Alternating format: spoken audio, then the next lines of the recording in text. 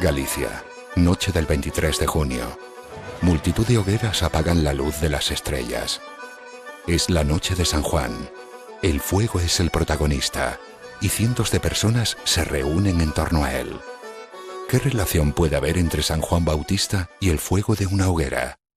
¿Estamos otra vez ante la adaptación de un antiguo rito pagano? Las coincidencias no pueden ser cosa del azar. La razón es bien sencilla. Deriva de los antiguos cultos a los solsticios, solsticio de verano y solsticio de invierno. Estos movimientos solares tan fundamentales, tan cruciales, eran sumamente consagrados y celebrados en las antiguas culturas, dando lugar a una serie de celebraciones, de mitos que era imposible eliminar. Por tanto, el cristianismo lo que hizo fue adaptarlos, ya que no podía suprimirlos. Una festividad que se acompaña de una serie de rituales que, con ligeras variaciones, abundan no solo en España, sino en gran parte del mundo. ¿Saltar la hoguera? Bañarse en el agua del mar o de alguna fuente. Son algunas de las costumbres que animan esta gran noche.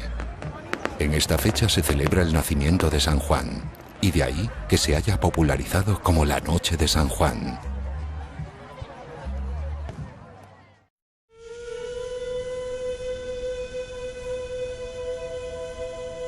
Según el Evangelio de San Lucas, María, la madre de Jesús, fue a visitar unos días después de la Anunciación a Isabel, madre de Juan, que se hallaba en el 6º mes de embarazo. De modo que, por una deducción simple, si Jesús nació el 24 de diciembre, San Juan debió nacer 6 meses antes, un 24 de junio. Seguramente, casi con toda certeza, Jesús no nace el 24 de diciembre y San Juan ni siquiera simplemente se llevaba 6 meses ni nace el 21, 22, 23 de junio. Entonces, si se les ha colocado ahí es por algo. Ojo, a ellos y a todos los santos que se les coloca en un momento. Véase San Lorenzo el 10 de agosto, véase San Martín el 11 de noviembre, es por algo. ¿Y por qué es? Pues porque en ese momento del año, desde el punto de vista agrario y por lo tanto desde el punto de vista de los cielos y de los astros, está ocurriendo algo que despierta una espiritualidad, que despierta un conocimiento, que despierta una facultad de adquirir algún tipo de beneficio mental, espiritual, emocional, vinculado con ese momento del año y al que podemos atribuir ese santo. La Iglesia quiso sacralizar a su manera esta importante fiesta cercana al solsticio de verano, del mismo modo que había hecho al atribuir el nacimiento de Jesús al solsticio de invierno. La figura de San Juan, vinculada con Cristo, es una figura muy interesante. Mitológicamente responde al arquetipo de los dioscuros, ¿no? Castor, Pollux, los gemelos divinos, etc. Aquellos que son lo mismo pero en manifestación opuesta, ¿no? Uno mortal y el otro divino, pero que se complementan y que en un proceso importante, durante un momento importante, se tienen que manifestar como opuestos para después desvelarse como una única cosa, ¿no? Entonces ese San Juan que nace y que sabe que cumple su función, pero que su función es decaer. Es cuando el Sol alcanza el punto más alto de su trayectoria visto desde la Tierra y, aparentemente, hace un alto en el camino para luego empezar su descenso. Se produce un salto del Sol. El Sol, visto desde la Tierra, llega al punto más alto de su trayectoria y a partir de ahí desciende. De ahí viene la tradición de saltar la hoguera. Es como el Sol da un salto, el Sol es la luz, el Sol es el fuego. Cuando saltamos una hoguera en San Juan, estamos imitando el movimiento del astro rey. Una vez más, estamos haciendo magia por analogía, es decir, por imitación. Es un momento mágico del año, que simboliza el tiempo de quemar todo lo que ya no sirve y librarse así de las malas energías o de pesadas cargas. Cuanto más ligeros, más fácilmente andaremos el camino. El fuego purificador arrasará todo aquello que ya no se desea, dejando espacio así para lo nuevo que tenga que venir. Los rituales del fuego y el agua se combinan en lo que actualmente se conoce como la fiesta de San Juan.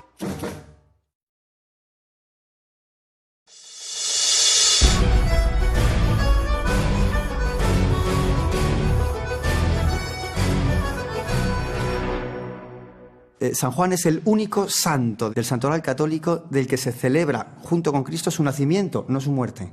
¿De qué otro santo? Solo de uno, que es de Cristo. Esto los está igualando simbólicamente. Está claro que se está construyendo esta idea, ¿no? Son los dos que nacen en momentos opuestos y generan una unidad. Es fácil de unir esa idea del santo cristiano con las tradiciones paganas que ya estaban venerando a ese sol del solsticio de verano a través de todos sus ritos conocidos por todos, el fuego, etc. Es entonces cuando el sol entra en Cáncer, un signo de agua, y de ahí también viene lo de San Juan el Bautista, un signo que al ser de agua favorece los rituales de agua además de los del fuego, y de ahí que sea habitual en esta festividad bañarse en ríos, lagos, fuentes o en el mar. Mejor desnudos, porque como todo solsticio o como toda celebración solsticial representa un renacimiento.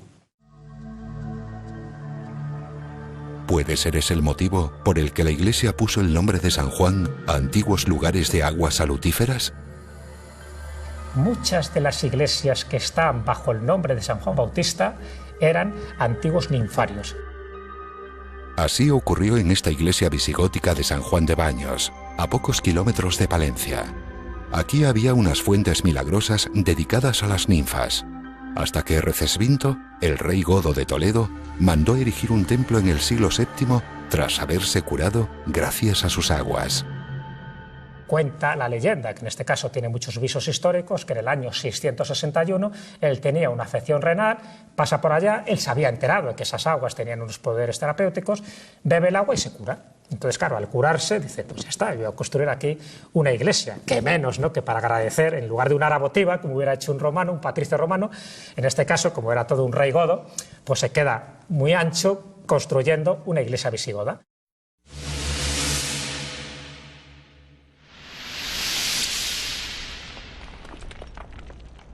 El sol siempre ha generado formas de adoración y veneración hasta tal punto que, en ocasiones, se ha copiado por otras culturas o creencias sin terminar de entenderlas. En el Egipto antiguo, el Egipto milenario, el sol, Ra, ocupa un espacio absolutamente primordial. Ese culto al sol, ese culto a Ra, tenía también su propio Vaticano. Ese lugar sagrado, ese lugar de culto, era una ciudad dedicada expresamente a cultivar esa presencia cósmica, que estaba en el actual barrio de Heliópolis, en el Cairo. Allí se rendía culto a una pilastra sobre la que estaba colocada una piedra que se supone venía del sol, venía de las profundidades del universo, a la que conocían como la piedra Benben. Los obeliscos son de alguna manera la piedra cónica Benben sobre la estructura de esa columna que se veneraba en Heliópolis. Cuando en el Renacimiento, para culminar la construcción de la Basílica de San Pedro, el Papa ordena que se erija un obelisco egipcio que estaba allí tirado desde la época de los romanos. El Papa lo levanta, lo exorciza, porque al final es un elemento del mundo pagano, manda que se erosionen los jeroglíficos, lo deja pelado, es el obelisco que hoy vemos en la Plaza de San Pedro, y le coloca una cruz encima.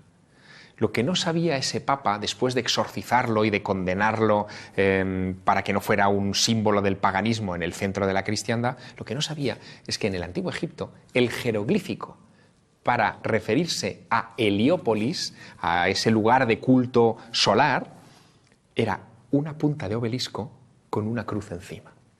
De alguna manera, sin quererlo, simbólicamente, estaba reproduciendo el gran jeroglífico a tamaño natural, a tamaño gigante, de la ciudad del sol, del culto solar por excelencia, en el centro de una religión solar como es el cristianismo.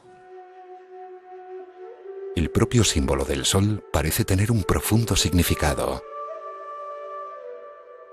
El sol como dador y gestionador de la vida no podía tener otra prestación. El círculo de la inmortalidad y el centro de la unidad, ¿no?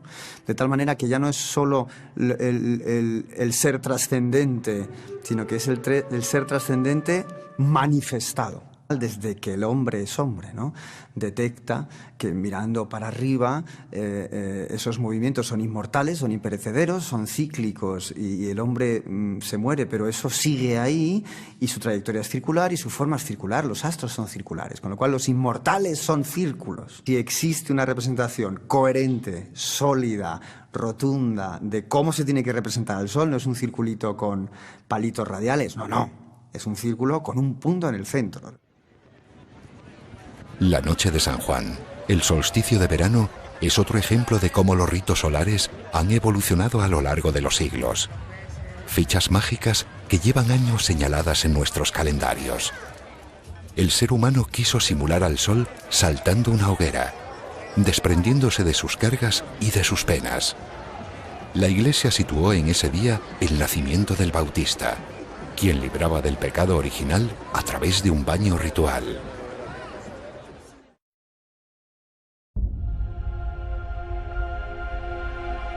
Cada tarde, cuando desaparece el sol por el horizonte, el mar se tiñe de rojo. ¿Volveremos a verlo? El sol, la luna y los astros, desde tiempo inmemorial, eran relojes cósmicos que marcaban los tiempos a través de una muerte y renacimiento constantes, apareciendo y desapareciendo de la vista como por arte de magia. Los ritmos del cosmos marcaban un orden en la vida sobre la Tierra.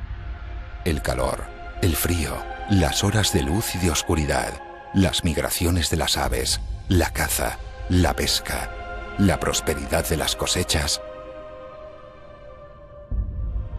Los cultos solares surgieron por necesidad de supervivencia.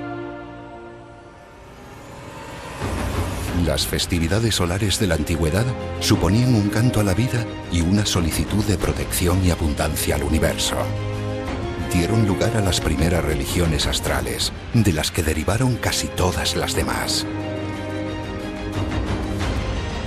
Las fechas más importantes del calendario litúrgico cristiano coinciden con momentos astrales: el Día de Todos los Santos y el ocaso de la vida otoñal, la primavera y la resurrección de Cristo, su nacimiento y el sol invictus, o la noche de San Juan con la llegada del astro rey a su cenit. Nadie podía borrar esos cultos mientras el sol y la luna siguiesen su curso y la naturaleza danzase a su ritmo. Lo máximo que se podía hacer era cambiarles el nombre.